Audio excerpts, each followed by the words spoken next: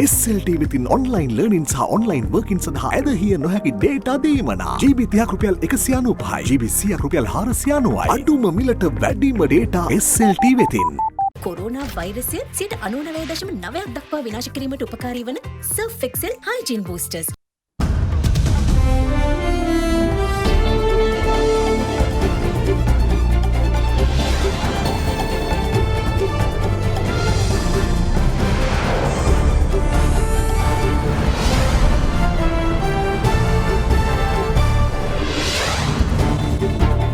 අද 2020 දෙසැම්බර් 1 අඟහරුවාදා සිරස්තල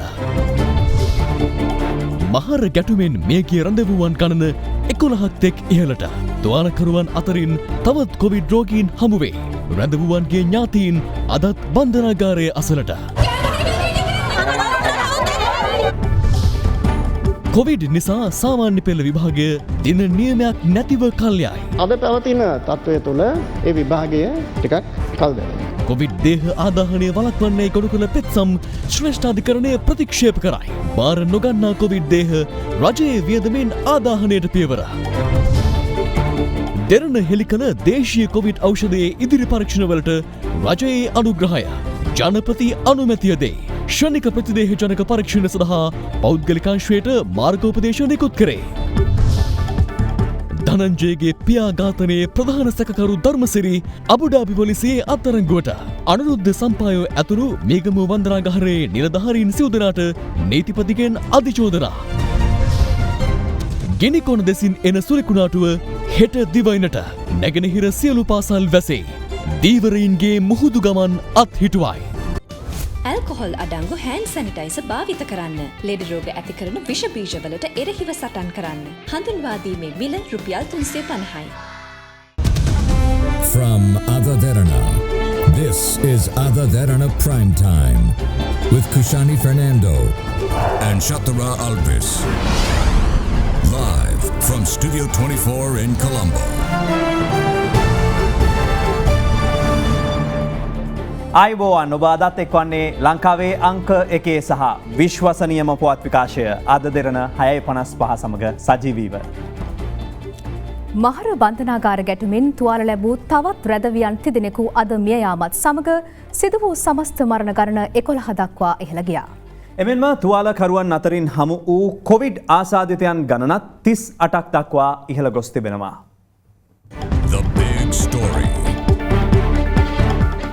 මහර බන්ධනාගාරය තුළ සිදු වූ ගැටුමෙන් මියගිය සංඛ්‍යාව ඊයේ සටහන් වූයේ 8 දෙනෙකු ලෙසයි. අද තවත් 30 දෙනෙකු මිය යාමත් සමග මේගේ සංඛ්‍යාව 11 දෙනෙකු දක්වා ඉහළ ගියා. ගැටුමෙන් තුවාල ලැබුවන්ගේ සංඛ්‍යාවද අද වන විට වාර්තා වන්නේ 108ක් ලෙසින්. රැඳවුවන් 106 දෙනෙක් සහ බන්ධනාගාර නිලධාරීන් 2 දෙනෙකුද ඒ අතර වනවා. එමෙන්ම තුවාල ලබා රාගම රෝහලට ඇතුළත් කෙරුණු රැඳවුවන් අතරින් කොවිඩ් ආසාදිතයන් 26ක් ඊයේ හඳුනා ගැනුණු අතර අද තවත් 12 දෙනෙකු ආසාදිතයන් ලෙස හඳුනාගෙන තිබෙනවා. ඒ අනුව රැඳවුවන් අතර සිටින කොවිඩ් ආසාදිතින් ගණන 38ක්. වැඩිවැදීම් තියෙනවා, කපාගත් වගේ තුවාල තියෙනවා, පොඩි තුවාල තියෙන අයත් ඉන්නවා, මැරෙමින් දුවල පැනලා වැදිච්ච ඒ වගේ. සුළු තුවාල ලැබපු අයත් ඉන්නවා. 10 දෙනෙක් පමණ අසාධ්‍ය තත්ත්වයේ රෝගීන් හැටියට ඉන්නවා. ඊට ටික අපි ප්‍රතිකාර කරගෙන යනවා දැනට. රැඳවුවන් ප්‍රතිකාර ලබන රාගම ශික්ෂණ රෝහලට අද යුද හමුදා ආරක්ෂාව යොදවීමටද බලධාරීන් පියවරගෙන තිබුණා. මෙතර බන්ධනාගාර ගැටුම සිදු වූ ආකාරය සහ මුල් වූ හේතු පිළිබඳ අද බන්ධනාගාර දෙපාර්තමේන්තු ප්‍රධානීන් සහ පොලිසිය ඒකාබද්ධව කරුණු පැහැදිලි කළා. එහිදී ඔවුන් විසින් කරුණු රැසක් කෙරෙනවා. පවතින කොවිඩ් වාතාවරණය තුළ මහර බන්ධනාගාරයේ රිමාන්ඩ් සැකකරුවන් කාණ්ඩ කිහිපයකට වෙන්කොට වෙන් වශයෙන් ආහාර ලබා දීම සිදු වෙනවා.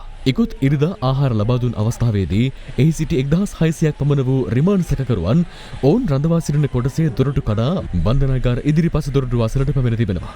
එහිදී ඔවුන් උද්ඝෝෂණයේ නිරත වී ඇත්තේ තමන්ට PCR පරීක්ෂණ සිදු කරන ලෙසට ඉල්ලමින්. එහිදී බන්ධනාගාර අධිකාරිවරයා, ප්‍රධාන ජේලවරයා සහ සහකාර අධිකාරිවරයා අතුරු නිලධාරීන් පිරිසක් රැඳවුවන්ට කරුණු පැහැදිලි කර දීමක් සිදු කර තිබෙනවා.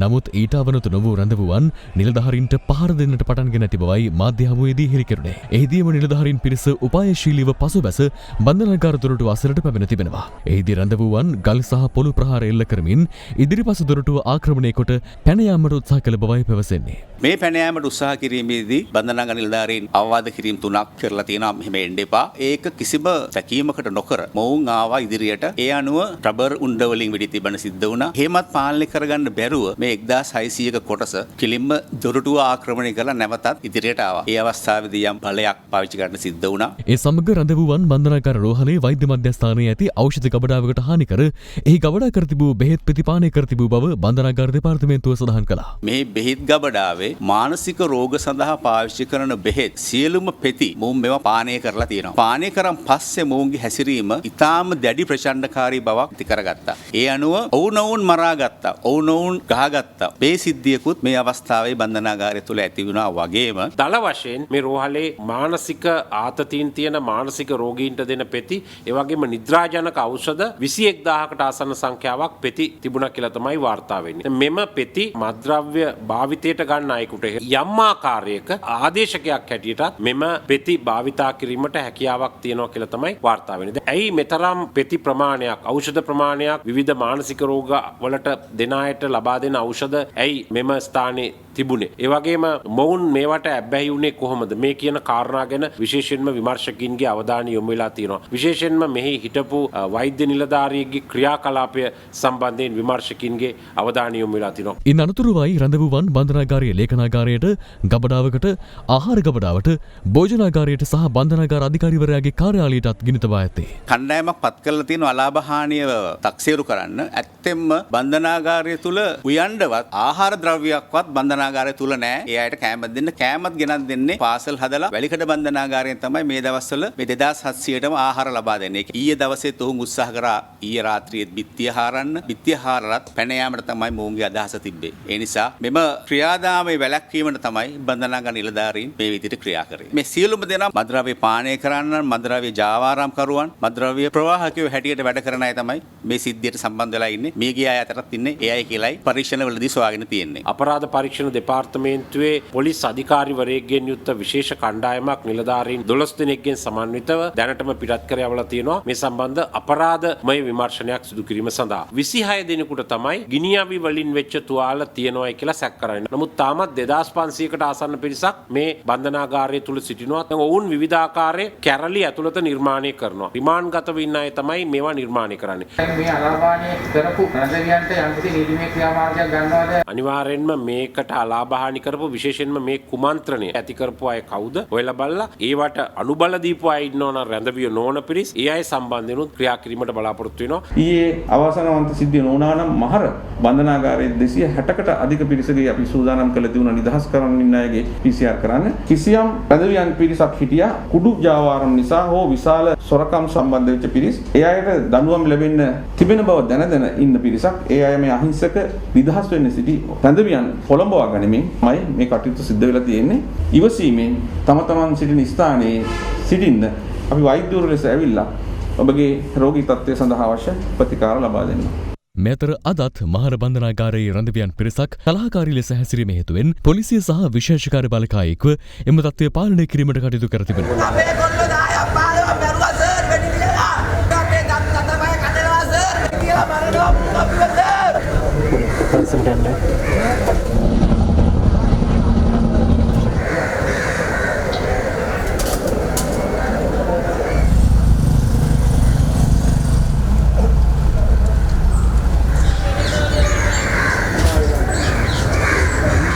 රැඳවියන්ගේ ඥාතීන් අදත් බන්ධනාගාරයේ අසල මාර්ගය අවහිර කරමින් කලහකාරී ලෙස හැසිරුණේ මේ ආකාරයෙන්.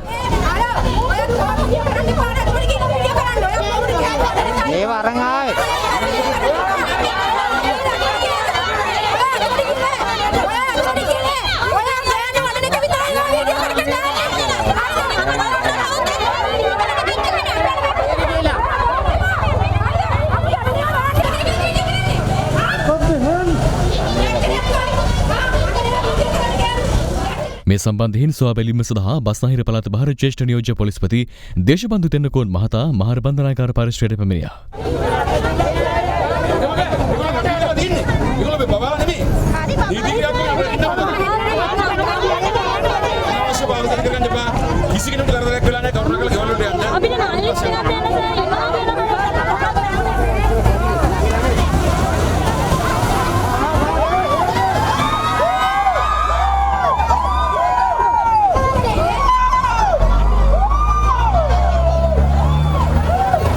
මේ මහර බන්ධනාගාරය කියන්නේ දඬුවම් ලැබපු සිරකරුවන්ට දඬුවම විඳින්නවත් සුදුසු බන්ධනාගාරයක් නෙවෙයි මේක. මේක වදකාගාරයක්. පියන්ට පහර දෙනවා. ඊටමත් අමෞනික වදහිංසන වලට පත් කරනවා. අද උනේ ඒක. ගහන්න ඉවසන මිනිස්සු මේ ලෝකේ නැහැ. අනිත් රැඳවියෝ සමග මේ කොරෝනා රෝගින්ව තියෙනකොට ඒ සම්බන්ධව කතා කරන්න මේ රැඳවියෝ නිලධාරීන් ගාවට ගියා සහෝදරොන්නි.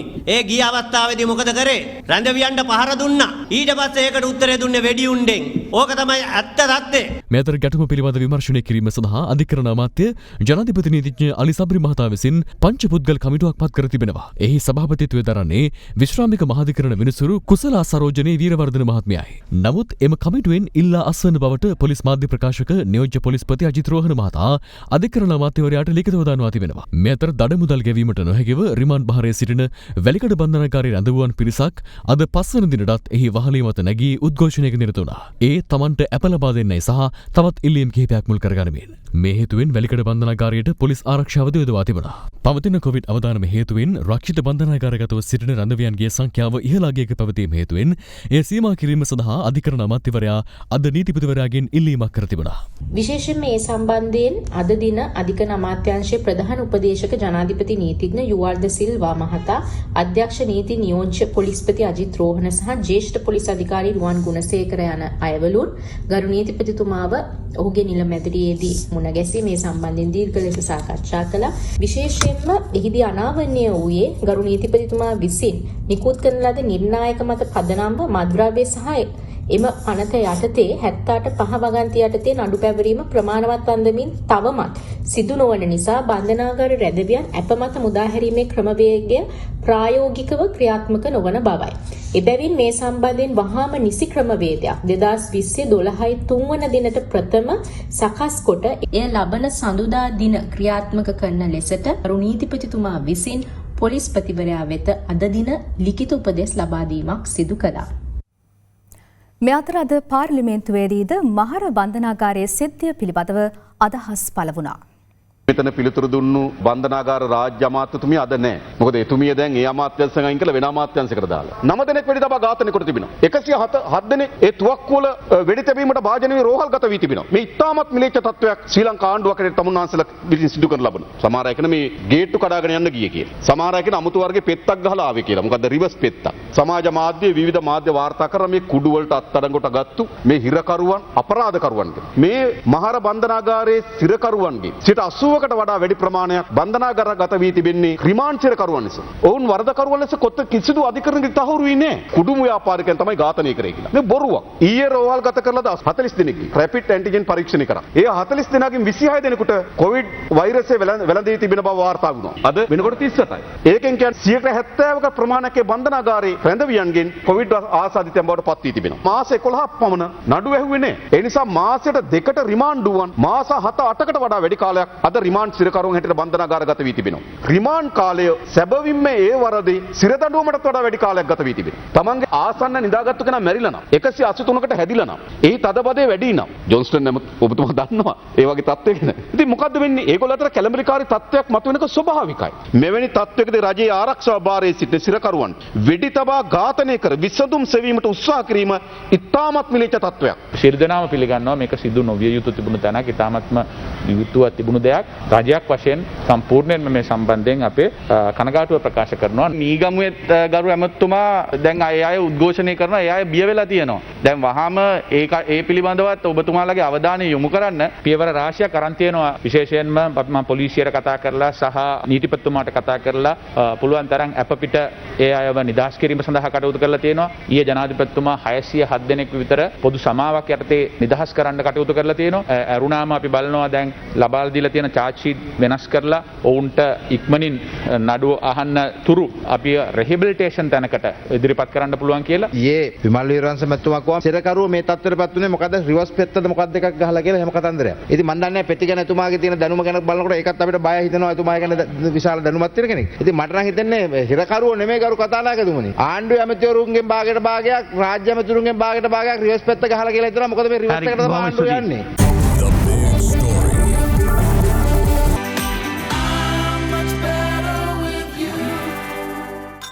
ලංකාවේ පළමු වරට හඳුන්වා දෙන මැලිබන් වෙජි ක්‍රැකර්. ක්‍රන්චි වෙජි. කොවිඩ් ආසාධිතයන් 268 දෙනෙකු අද අලුතින් හඳුනාගත් බව යුද හමුදාපති ලුතිනන්ට් ජෙනරාල් ශවේන්ද්‍ර සිල්වා මහතා සඳහන් කළා. යනුව මේ දක්වා මෙරටින් වාර්තා වී ඇති කොවිඩ් ආසාධිතයින් ගණන 24000 ඉක්මවා තිබෙනවා. මේ අතර කොවිඩ් දෙවන රැල්ලේ පළමු ආසාදිතයා වාර්තා වූ දිවුලපිටියෙන් මාස 2කට පමණ පසුත් ආසාදිතයින් වාර්තා වන අතර ඊයේම ප්‍රදේශයෙන් ආසාදිතයින් 35 දෙනෙකු හඳුනා ගැනුණා.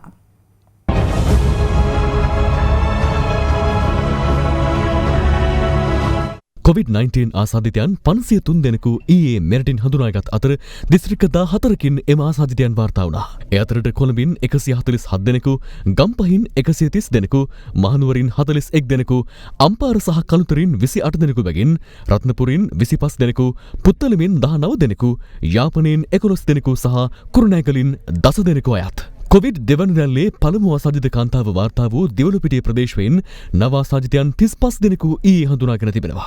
ඉකුත් සෙනසුරාදා අහඹු ලෙස සිදු කළ PCR පරීක්ෂණ 202ක් අතරින් මෙම ආසාදිතයන් හඳුනාගත් බවයි දිවුලපිටිය පරිපාලන මහජන සෞඛ්‍ය පරීක්ෂක SAUT කුලතිලක මහතා සඳහන් කළේ.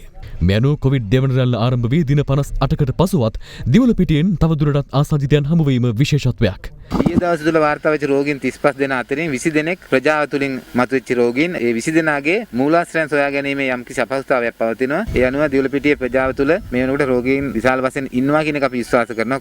මේ අතර හුදකලා තත්ත්වයට පත් කර තිබෙන බණ්ඩාරගම අටලුගම ප්‍රදේශයේ 600 දෙනෙකු ශනික ප්‍රතිදේහජනක සහ PCR පරීක්ෂණ වලට අද යොමු කෙරුණා.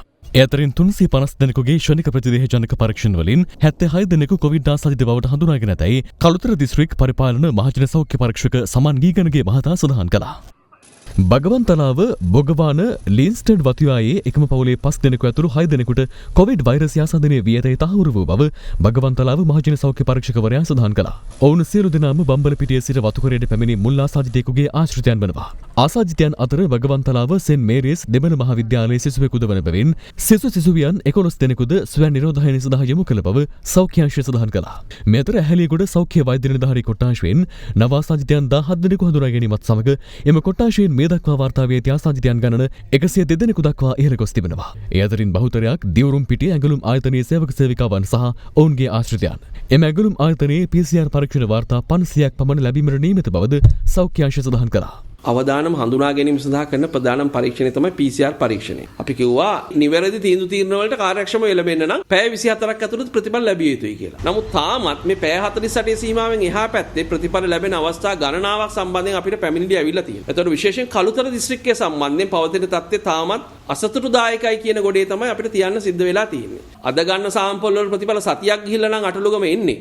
අපි කොහොමද තත්ත්වය කළමනාකරණය කරන්නේ? සෞඛ්‍ය කාර්ය මණ්ඩලේ මහන්සි වෙලා ගන්න ජෛව පටල සාම්පල් වල මේ යොදන ශ්‍රමය, ධනය, කාලය අපතේ යාමක් වෙනවා මේ විදිහට ප්‍රමාද වෙලා පරීක්ෂණ වාර්තා ලැබීම. මේකේ අනිත් කතාව තමයි මේ කළුතර මෙච්චර රෝගීන් වාර්තා වෙනකොට තාම කළුතරට PCR රසායනාගාරයක් නැහැ. කුරුණෑගල රසායනාගාරයක් නැහැ. කෑගල්ල දිස්ත්‍රික්කයට රසායනාගාරයක් නැහැ. අඩුම ගානේ කොළඹ ජාතික රෝහල තුල ලැබ් එකක් ස්ථාපිත කරලා නැහැ. මේ අතර මිල්ලනිය ප්‍රදේශයේ පුද්ගලයෙකු උණ රෝගී තත්ත්වයක් ඇති බව පවසා මහමංකරණයේ සිටියේදී ප්‍රදේශවාසීන් විසින් කළ දැනුම් දීමකින් අනතුරුව සුවසැරිය ගිලන් රථයක් මගින් රෝහල්ගත කිරීමට සෞඛ්‍ය අංශ කටයුතු කළේ මෙලෙසය.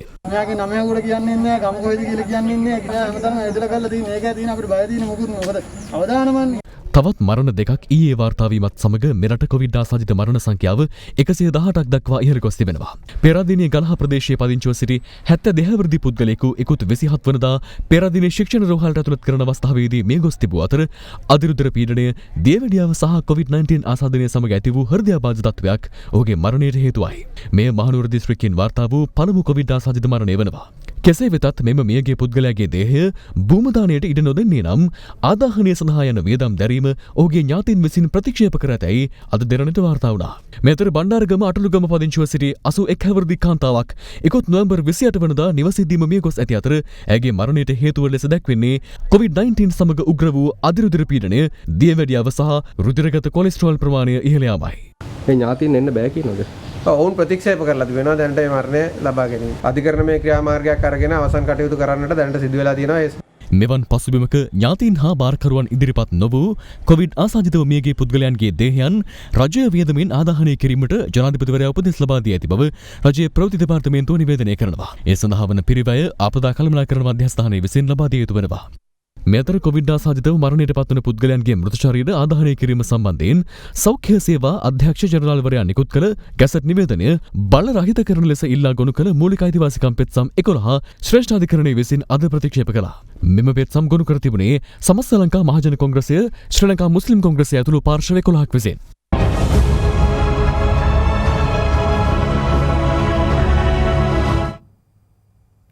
COVID-19 වෛරසයට එරෙහිව දේශීයව නිෂ්පාදනය කළ ඖෂධය පිළිබඳ වැඩිදුර පරීක්ෂණ රාජ්‍ය අනුග්‍රහයෙන් සිදු කිරීමට ජනාධිපති ගෝඨාභය රාජපක්ෂ මහතා අනුමැතිය ලබා දී තිබෙනවා. කොවිඩ් මර්ධනය පිළිබඳ ජනාධිපති කාර්යසාධක බලකාය අද රැස් වූ අවස්ථාවේදී දේශීය ඖෂධය පිළිබඳ සායනික පරීක්ෂණ කටයුතු සිදු කිරීම ඖෂධ නිෂ්පාදන රාජ්‍ය අමාත්‍ය මහාචාර්ය චන්න ජයසුමන මහතා යටතට පවරා තිබෙනවා. COVID-19 වෛරසය රෝගීන්ගේ ශරීරයෙන් ඉවත් කළ හැකි බවට කෑගල්ල ප්‍රදේශයේ වෙදමහතෙකු වන ධම්මික බණ්ඩාර මහතා විසින් නිර්මාණය කළ ඖෂධයක් අත්හදා බැලීමට වතුපිටිවල කොවිඩ් ප්‍රතිකාර මධ්‍යස්ථානයේ වෛද්‍ය කණ්ඩායමක් සමත් වූ බව පසුගිය 29 වනදා අද දෙරණ රටට අනාවරණ කළා. දින 3ක් ඖෂධ ලබා දීමෙන් පසු සිදු කළ PCR පරීක්ෂණ වලින් අනතුරුව රෝගීන්ගේ සිරුරෙන් කොවිඩ් වෛරසය විනාශ වන බව පළමු සහ දෙවන පරීක්ෂණ වලින් තහවුරු කර ගැනීමට එම වෛද්‍යවරුන්ට හැකි වුණා. එවැනි පසුබිමක කොවිඩ් මර්ධනය සඳහා දේශීය වෙදමහතුන් විසින් සිදු කළ පරීක්ෂණ පිළිබඳව සොයා බැලීමට නාවින්න ආයුර්වේද පරීක්ෂණ ආයතනය අද පියවරගත් අතර එම අවස්ථාවටද ධම්මික බණ්ඩාර මහතා සහභාගී වුණා. ඉන් අනතුරුව දේශීය වෛද්‍ය විෂය භාර රාජ්‍ය අමාත්‍යවරයා සහ කොවිඩ් මර්ධනය සඳහා දේශීය ඖෂධයක් සොයාගත් කෑගල්ලේ ධම්මික බණ්ඩාර වෙද මහතා අද දෙරණ බිග් ෆෝකස් වැඩසටහනට සහභාගී වුණා. හිතන්නේ මම මාර්තු මාසේ ඉඳන් ඖෂධ හදලා දුන්නා මේ බේත බීලා කිසි කෙනෙකුට වෙනත් ආසාදනයක් හැදෙන්නේ නැහැ කියලා. ඔබතුමා මේ බේත බොන්න ඔබතුමාට ජීවිත කාලයට ආයි මේ වෛරසය හැදෙන්නේ නැහැ. ජීවිත කාලෙටම සත්‍යකින් සාමාන්‍ය කෙනෙකුට මේ සැන්දෙන් එක ගානේ උදේ හවස දවස් දෙකක් ඒ වගේමයි රෝගී හැදුන කෙනෙක් ඉන්නවා නම් එයාට මේ සැන්දෙන් එක ගානේ උදේ හවස දවස් 3ක්. එතකොට ඕකට බෙහෙත් ಜಾති කීයක් දැම්මද? බෙහෙත් ಜಾති මං විශේෂයෙන් 2යි ගත්තේ. අනිත් බෙහෙත් කුඩා තව බෙහෙත් දෙකක් අරගෙන 4කින් තමයි මම මේක කරන්නේ. සම්පූර්ණ ඖෂධ 4යි. 4යි. එතකොට එක බෙහෙත් බෝතලයක සාමාන්‍යයෙන් වටිනාකම කොච්චරක් විතර වෙනවද? අපිට ඒකේ මුදල වැය වෙනවා ශ්‍රමය නැතුව මුදල වැය වෙනවා රුපියල් 6500ක් විතර. එතකොට බෝතලයක් කී දෙනෙකුට බොන්න පුළුවන්ද? ලෙඩ හැදුන කෙනෙක් ආයෙත් නම් 15 දෙනෙකුට බොන්න පුළුවන්. ඔබතුමා එදා ප්‍රවෘත්ති විකාශය කිව්වා මීපැණි සාදික්කයි තියෙනවා. ඔව්. ඒ දෙකම තමයි මේකේ තියෙන්නේ. තව දෙකක් තියෙනවා ඒ දෙක කියන්නේ. ඒ දෙක ඉතින් නොකියයි මු දැනට ඔබතුමාලත් අද මට මෙතෙන්ට කැඳවලා මේ දෙරණ ආයතනට මම බොහොම ස්තුතිවන්ත වෙනවා. මේ ඖෂධය දීලා මේ රට මුදවා ගන්න ඔබතුමාලත් මේ කරන මෙහෙවරට. මේ සායනික පරීක්ෂාවට ගියත් කරපු ප්‍රමාණය මදි. එතකොට මීට වඩා එහාවට වැඩිපුර මේක ලබා දී ඊළඟ අදියරට යන්නට ඕන. එහෙමනම් කොහොමද මොකද්ද ලබා දෙන තල්ලුව රජයක් විදියට? අනිවාර්යයෙන් හෙට හවස 2කට අපි සෞඛ්‍ය අමාත්‍යමේගේ ප්‍රධානත්වයෙන් අදාළ අංශවල බලධාරීන් සමග මෙවැනි සාකච්ඡාවක් මේ ඖෂධ වර්ගය පිළිබඳවම සාකච්ඡා කරන්න වෙලා වෙන් කරගෙන තියෙනවා. මං ඉල්ලීමක් කරනවා සියලු වෛද්‍ය සභාවෙන් සියලු වෛද්‍යවරුන්ගෙන් දේශීය හා බටහිර අධිකාරී ජනාධිපතිතුමාගෙන් අගමැතිතුමාගෙන් මේ සියලු දෙනාගේ ඉල්ලන්නේ මේ කඹ ඇදිල්ලක් කරන්නේ නැතුව මේ දේ සත්‍ය වශයෙන් තුන්වෙනි පරීක්ෂණයකටත් යන්න. ඒකටත් මං එකඟයි. මේ පරීක්ෂණ කරලා හැකි ඉක්මනින් මේ වසංගතය තුරන් කරගන්න මේ බෙහෙත හදලා හැමෝට දෙන්න පිහිට වෙන්න කියලායි මං ඉල්ලන්නේ. එවැනි පසුබිමක මෙම පරීක්ෂණය පිළිබඳව අද කොවිඩ් මර්ධනය පිළිබඳ ජනාධිපති කාර්යසාධක බලකාය රැස් වූ අවස්ථාවේදී ජනාධිපති ගෝඨාභය රාජපක්ෂ මහතාගේ අවධානය යොමු වී තිබෙනවා. එහිදී ජනාධිපතිවරයා මෙම දේශීය ඖෂධය පිළිබඳව ඉදිරි පරීක්ෂණ කටයුතු ඖෂධ නිෂ්පාදන නියාමනය සහ සැපයුම් රාජ්‍ය අමාත්‍ය මහාචාර්ය චන්න ජයසුමර මහතාගේ ප්‍රධානත්වයෙන් රාජ්‍ය මට්ටමින් සිදු කරන ලෙස උපදෙස් ලබා දුන්නා. ඊට සෞඛ්‍ය අමාත්‍යාංශය ඇතුළු අනෙකුත් රාජ්‍ය ආයතනවල සහාය දක්වන ලෙසද ජනාධිපතිවරයා මෙහිදී අවධාරණය කර සිටියා. කොවිඩ් ආසාදිතයන් කඩනමින් හඳුනා ගැනීම සඳහා යොදා ගැනෙන ශනික ප්‍රතිදේහජනක පරීක්ෂණ පුද්ගලිකංශයේ ආයතන සඳහා සිදු කිරීම සම්බන්ධයෙන් වන සෞඛ්‍ය මාර්ගෝපදේශ අද නිකුත් කෙරුණා. යනුව දිවයිනේ පෞද්ගලික රෝහල් වලට සෞඛ්‍ය අමාත්‍යාංශය නිකුත් කළ මාර්ගෝපදේශයන්ට අනුව මෙය භාවිතා කළ හැකි වෙනවා. කොවිඩ් වසංගතයේ ආරම්භයත් සමග ලෝක සෞඛ්‍ය බලධාරීන්ගේ දැඩි අවධානය යොමු වූ කරුණක් වූයේ මෙම වෛරසයේ ශීඝ්‍ර ව්‍යාප්තියයි. එම ව්‍යාප්තිවේගය අවම කිරීමට නම් රෝගීන් හඳුනා ගැනීමද වේගවත් වේ යුතු බවයි ලෝක සෞඛ්‍ය බලධාරීන් පෙන්වා දුන්නේ. ඒ සඳහා වැදගත් පරීක්ෂාවක් ලෙස ක්ෂණික ප්‍රතිදේහජනක පරීක්ෂණය ලෝක සෞඛ්‍ය සංවිධානය පසුගියදා අනුමත කළා. WHO issued the first emergency use listing for a quality antigen-based rapid diagnostic test. එමෙන්ම වෛරස වේදය පිළිබඳ හොංකොං විශ්වවිද්‍යාලයේ මහාචාර්ය මලික් පීරිස් මහතා පසුගියදා පැවසුවේද කොවිඩ් ව්‍යාප්ත කිරීමේ හැකියාව ඇති ආසාදිතයන් හඳුනා ගැනීම සඳහා වඩාත් යෝග්‍යතම පරීක්ෂණය ක්ෂණික ප්‍රතිදේහ ජනක පරීක්ෂණය බවයි. So the correlation of the antigen test with infectiousness is much better, particularly the ones that have been approved by WHO are much better. ක්ෂණික ප්‍රතිදේහ ජනක පරීක්ෂාව මගින් මිනිත්තු 20ක් වැනි කෙටි කාලයක් තුළ කොවිඩ් ආසාදිතයන් හඳුනාගත හැකි අතර ඒ සඳහා වැයවන මුදලද PCR පරීක්ෂණයට සාපේක්ෂව අඩු වගයක පවතිනවා. මෙරටද වෛරස ව්‍යාප්තිය උග්‍රවීමත් සමග ක්ෂණික ප්‍රතිදේහ ජනක පරීක්ෂණ මගින් කොවිඩ් ආසාදිතයන් හඳුනා ගැනීමට සෞඛ්‍ය අමාත්‍යාංශය පසුගියදා තීරණය කළා. යනුව මෙරට පුද්ගලිකාංශයේද ලෝක සෞඛ්‍ය සංවිධානය අනුමත කළ පරීක්ෂණ කට්ටල ආනයනය කිරීමට පියවර ගත්තේ ඖෂධ නියාමන අධිකාරියේ අනුමැතිය ලැබීමෙන් පසුවයි. කොවිඩ් ආසාදිතයන් හඳුනා ගැනීමට පුද්ගලිකාංශයේ ආයතනවලට අවස්ථාව ලබා දෙමින් ක්ෂණික ප්‍රතිදේහ ජනක පරීක්ෂණ සිදු කිරීම සම්බන්ධයෙන් සෞඛ්‍ය මාර්ගෝපදේශ සෞඛ්‍ය අමාත්‍යාංශය විසින් අද නිකුත් කරනු ලැබුවා. එනුව පුද්ගලික ආයතන තුරට සේවකයන් ඇතුළු වීමේදී දෛනිකව සිදු කරන පරීක්ෂා කිරීම අතරතුර කොවිඩ් ආසාදිතයෙකු බවට සැකසහිත රෝගී ලක්ෂණ පෙන්නුම් කරන්නේ නම් එවැනි පුද්ගලයන් ක්ෂණික ප්‍රතිදේහ ජනක පරීක්ෂාවට යොමු කර යුතු වෙනවා. ආසාදිත බව තහවුරු වන්නේ නම් අදාළ අංශ දැනුවත් කර ප්‍රතිකාර ආරම්භ කළ යුතුයි. ආයතනයක කොවිඩ් ආසාදිතයෙකුගේ ආශ්‍රිතයන් ලෙස හඳුනා ගන්නා පුද්ගලයන් ක්ෂණික ප්‍රතිදේහ ජනක පරීක්ෂාවට යොමු කළ හැකියි. ඊට අමතරව ආයෝජන මණ්ඩලය සහ අපනයන සංවර්ධන මණ්ඩලය යටතේ පවතින කර්මාන්ත ශාලාවල සෞඛ්‍ය මාර්ගෝපදේශ මත PCR පරීක්ෂණ සිදු කළ යුතු අතර යම් කර්මාන්ත ශාලාවක් කොවිඩ් අධි අවදානම් කලාපයක පිහිටා ඇතනම් ප්‍රදේශයේ වසංගත රෝග විද්‍යායකකයේ සහ සෞඛ්‍ය වෛද්‍ය නිලධාරී උපදෙස් අනුව එහි සේවක පිරිසෙන් 10% දක්වා පිරිසකට ක්ෂණික ප්‍රතිදේහ ජනක පරීක්ෂා සිදු කළ හැකියි. තම සාර්ථක මට්ටමින් මේ රැපිඩ් ඇන්ටිජන් ටෙස්ට් එක මේ වෙනකොට රෝගය හඳුනා ගැනීම සඳහා විශේෂයෙන්ම රෝග බෝ කරන අය හඳුනා ගැනීම සඳහා ක්‍රියාත්මක වෙනවා. ඉතින් අපි අද සෞඛ්‍ය අධ්‍යක්ෂක ජනරාල්තුමා විසින් චක්‍රලේඛනයක් නිකුත් කරා රැපිඩ් ඇන්ටිජන් ටෙස්ට් එක අපගේ කර්මාන්ත ශාලාවල ඉන්න අවදානම් තත්ත්වයේ ඉන්න රෝගීන් හඳුනා ගැනීම සඳහා වෙන් කිරීමට ඒ වගේම පෞද්ගලික රෝහල් වල සායන කටයුතු වලට ඒ වගේම ඔපරේෂන් කටයුතු වලට ඒ වගේම එම රෝගීන්ගේ තීරණ ගැනීමේ පහසුව සඳහා පෞද්ගලික අංශයේ රෝහල් වලටත් මේ රැපිඩ් ඇන්ටිජන් ටෙස්ට් කිට් එක පාවිච්චි කිරීමේ අවසරය ලබා දුන්නා. ගයිඩ්ලයින් එක අනුවම මේක ක්‍රියාත්මක කරන්න කියලා විශේෂයෙන්ම ඉල්ලීම කරනවා. කොවිඩ් වෛරසය පාලනය කරන අතරතුර අකණ්ඩව ආර්ථික ක්‍රියාකාරකම් පවත්වා ගැනීම ඔස්සේ රටේ සියලු අවශ්‍යතා සමතුලිතව සිදු කර ගැනීමට හැකියාව ලැබී ඇති බව ජනාධිපති ගෝඨාභය රාජපක්ෂ මහතා පවසනවා. 2020 ශ්‍රී ලංකා ආර්ථික සමුළුව අමතමින් ජනාධිපතිවරයා මේ බව සඳහන් කළා.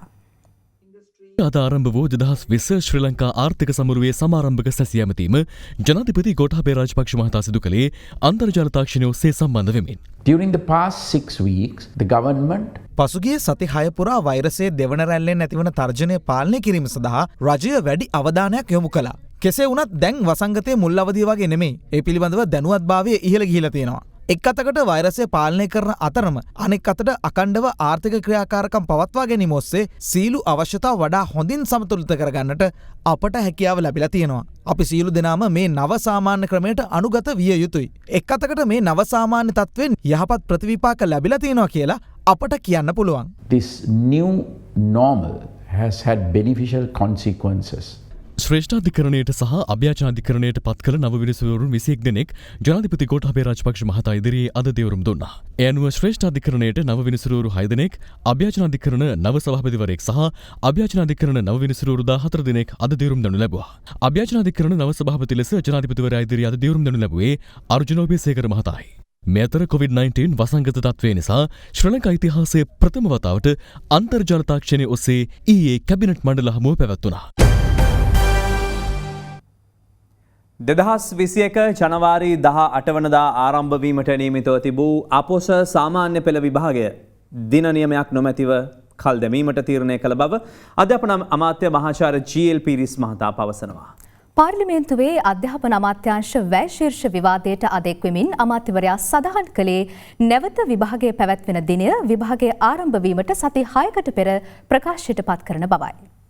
අපේ රටේ දරු පරපුර අද ගෝලීය කොවිඩ් ව්‍යසනයත් එක්ක දරුවෝ ඉතාමත්ම අසරණ තත්ත්වයකට පත් වෙලා තියෙනවා. මේ දරුවන්ට අධ්‍යාපනය ක්‍රියාත්මක කරන්නට හදනකොට සමහර උදවිය මේ පිළිබඳව දකින්නේ බොහොම වැරදි විදියට. අපි පාසල් අරිනවට විරුද්ධ නැහැ. නමුත් දැන් එක පැත්තකින් එක පාසලක මේ විෂයන් හදාරන්න කටයුතු කරනවා. සමහර පාසලක දරුවෝ එක ඉගෙනම ලබන්නේ නැහැ. අර අවධානය තුල අර ආසාදනය තුල වසා තිබෙන පාසල් වලට මේ විෂය මගහැරීම නැවත වතාවක් යාවත් කාලීන කිරීම සඳහා අමාත්‍යාංශය යෝජනා කරලා තිබෙන වැඩපිළිවෙල මොකද්ද? ඒ ප්‍රශ්නේ මම පිළිගන්නවා. ඉතින් ඒ පිළිබඳ මේ COVID-19 ප්‍රශ්නය අවසන් වූ විගස අපි අනිත් පාසල් විවෘත කරන්න බලාපොරොත්තු වෙනවා. ඒ අතර මේ දුරස්ථ අධ්‍යාපනය ඊතක්සලාව ගුරු ගෙදර වැනි වැඩපිළිවෙල හරහා ඒ දරුවන්ට වන හානිය අවම කිරීමට අපි උත්සාහ දරනවා. පොදු සහතික සාමාන්‍ය පෙළ විභාගයේ දැනට අපි දින නියම කරලා තිබෙනවා. 2021 ජනවාරි 18 වෙනිදා සිට 27 වෙනිදා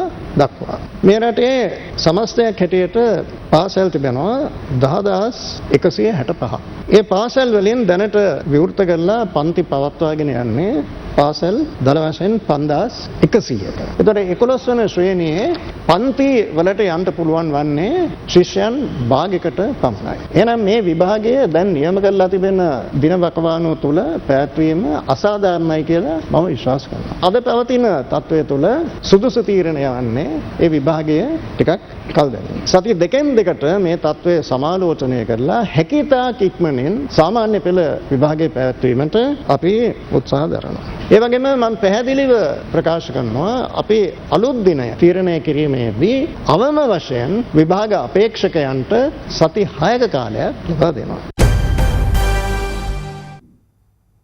ක්‍රිකට් ක්‍රීඩක ධනංජය ද සිල්වාගේ පියා වූ රංජන් ද සිල්වා ඝාතන සිද්ධියේ ප්‍රධාන සැකකරු වන ධර්මසිරි පෙරේරා අබුඩාබියේදී අත්අඩංගුවට ගෙන තිබෙනවා. ඉකුත් මැයි මාසයේදී මොරටුව සොයිසාපුර ප්‍රදේශයේ හෝටලයකට වෙඩි තබා අලාභහානි කිරීම සම්බන්ධයෙන්ද මොහුට එරෙහිව ජාත්‍යන්තර රතු නිවේදන නිකුත් කර තිබුණා. ඉකුත් මැයි මස 19 වනදා මොරටුව සොයිසාපුර ප්‍රදේශයේ පිහිටි හෝටලයකට කිසියම් පිරිසක් පහර දී තිබූ අතර මැයි මස 28 වනදා එම හෝටලය අසලට මෝටර් රථයකින් පැමිණි පිරිසක් ඒ දෙසට වෙඩි ප්‍රහාර එල්ල කර තිබුණා.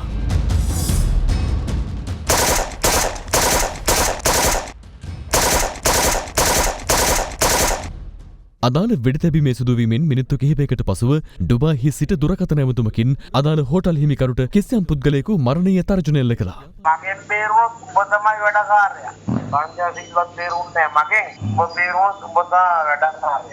මෙම සිදුවීමට අදාළව ගල්කිස්ස කොට්ටාශ භාර ජ්‍යෙෂ්ඨ පොලිස් අධිකාරී රෝහන් ප්‍රේමරත්න මහතාගේ ප්‍රධානත්වයෙන් විමර්ශනයක් ආරම්භ කරනු අතර ඔහුගේ මැදිහත්වීම මත එක්සත් අරාබි එමිරාජ්‍යයේ සගව සිටින ධර්මසිරි පෙරේරා නැමැත්තා තරඟකොට ගන්නා ලෙස අධිකරණයෙන් වරින්තුවක් ලබා ගත්තා. එම වරෙන්තුව අන්තර්ජාතික පොලිසියට ඉදිරිපත් කිරීමෙන් අනතුරුව ධර්මසිරි පෙරේරා නැමැත්තාට එරෙහිව අන්තර්ජාතික පොලිසියෙන් රතු නිවේදනයක් නිකුත් කළා. ඒ අනුව එක්සත් අරාබි එමිරාජ්‍යයේ අබුඩාබි පොලිසිය විසින් නොවැම්බර් 29 වනදා ධර්මසිරි පෙරේරා නැමැත්තා තරඟකොටගත් බව නිවේදනය කරනු ලැබුවා. මේ රතු නිවේදනය සම්බන්ධයෙන් ක්‍රියාත්මක වෙච්ච එක්සත් අරාබි එමිරාජ්‍යයේ අබුඩාබි පොලිසිය මෙම සැකකරු පෙරේදා ධර්මසිරි නැමැති සැකකරුවා අත්අඩංගුවට ගෙන තිබෙනවා. ඔහු අත්අඩංගුවට අරගෙන අපිට අපේ අන්තර්ජාතික පොලිස් ශාඛාව කොළඹ තියෙන පොලිස් ශාඛාවට දැනුම් දීලා තියෙනවා.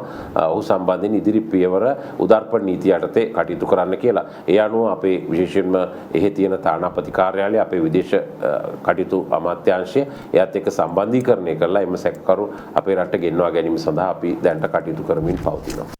අත්අඩංගුවටගත් ධර්මසිරි නැමැත්තා 2018 වසරේ මැයි මාස 24 වනදා ක්‍රිකට් ක්‍රීඩක ධනංජය ද සිල්වාගේ පියා වූ දේවලගල්කිස්ස මහනගර සභාවේ නාගරික මන්ත්‍රී රංජන් ද සිල්වා ඝාතන සිද්ධියේ මෙහෙය වූ තැනැත්තා ලෙස හඳුනාගෙන තිබෙනවා. අපේ මේ ගමේ හොඳට හිටපු පවුලක්.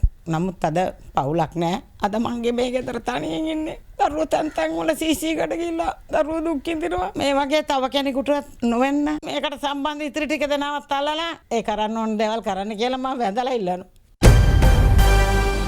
දැන් තවත් දේශීය පුවත් කිහිපයක්.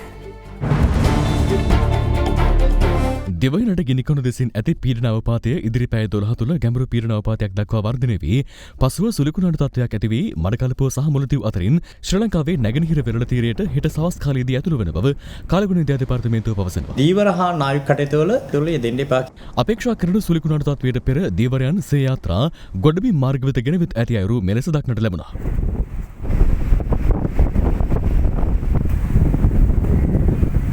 මේ අතර පවතින අයහපත් කාලගුණික තත්ත්වයේ හේතුවෙන් නැගෙනහිර පළාතේ සියලු පාසල් හෙට සිට ලබන සිකුරාදා දක්වා වසා තැබීමට තීරණය කළ බව නැගෙනහිර පළාත් ආණ්ඩුකාර අනුරාධා යහපත් මහත්මිය සඳහන් කළා. ගුරු විදුහල්පති වැටුප් විෂමතාවයේ විසඳන ලෙසට බල කරමින් ගුරු විදුහල්පති සංගම් ඒකාබද්ධව පාර්ලිමේන්තු වටරවුමේදී පැවැත් වූ විරෝධතාවයට සහාය පළ කිරීමට පැමිණි සමගි ජනබලවේගයේ පාර්ලිමේන්තු මන්ත්‍රී තුෂාර ඉන්දුනිල් මහතාට විරෝධතාකරුවන් විරෝධය පළ කළා. මේ UMP කාරෝ තමයි විනාශ කළේ.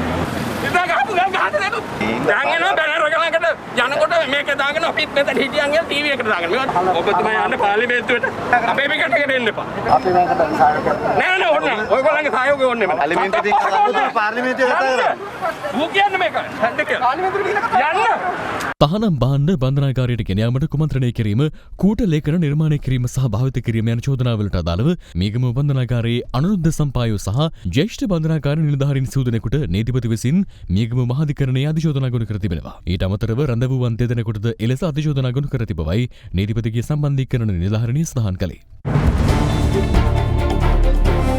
ලංකා ප්‍රීමියර් ලීග් පන්දුවාර 20 ක්‍රිකට් තරගාවලියේ සිය දෙවන ජයග්‍රහණය වාර්තා කිරීමට දඹුල්ල වයිකින් කණ්ඩායම අද සමත් වුණා. මේ අතර Sri Lanka Premier League cricket තරගාවලියේ ජැෆ්නා ස්ටැලියන්ස් සහ කැන්ඩි ටාස්කර්ස් කණ්ඩායම් අතර තරගය අද රාත්‍රී 8ට ආරම්භ වීමට නියමිතයි. ඒත් සමගින් ප්‍රවෘත්ති ප්‍රකාශය අවසන්. රාත්‍රී 10:30ට බාදපිටිය.